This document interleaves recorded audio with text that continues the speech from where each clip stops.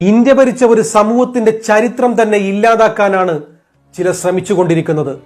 എഴുതപ്പെട്ട ഒരു സമൂഹത്തിന്റെ ചരിത്രം മായ്ച്ചു കളയാൻ ശ്രമിക്കുമ്പോൾ ആ കാലപ്രവാഹത്തിൽ മാഞ്ഞു പോകുന്നത് ആ സമൂഹത്തിന്റെ ചരിത്രം മാത്രമല്ല, ചരിത്ര പുസ്തകത്തിലെ പ്രത്യേക കാലഘട്ടത്തിൽ നിന്ന് മഹത്തായ ഇന്ത്യ തന്നെയാണ് പുറത്താകുന്നത്. നൂറ്റാണ്ടുകളോളം ഭരണം നടത്തിയ മുഗളന്മാരും സുൽത്താൻമാരും ശക്തമായ ഏത് വെല്ലുവിളികളെയും പ്രതിരോധിക്കാൻ കെൽപ്പുള്ളവരായിരുന്നു.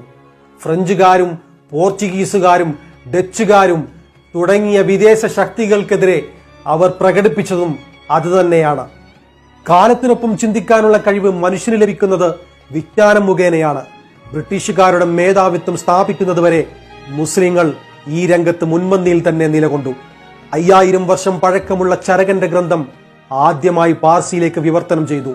അബ്ദുല്ല ഇബ്നു അലി അത് പാർസിയിൽ നിന്ന് അറബിയിലേക്ക് ഭാഷാന്തരപ്പെടുത്തി.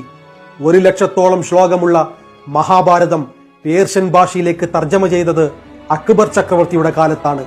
മഹാഭാരതത്തിന്റെ ലോകസഞ്ചാരം തുടങ്ങിയത് അവിടെ നിന്നാണ്. ഉപനിഷത്തുകളെ പേർഷ്യൻ ഭാഷയിലേക്ക് തർജ്ജമ ചെയ്ത ലോകം മുഴുവൻ എത്തിച്ചത് ഷാജഹാൻ ചക്രവർത്തിയുടെ മൂത്ത പുത്രൻ മുഗൾ രാജകുമാരൻ ദാരാ ഷിക്കോവാണ്.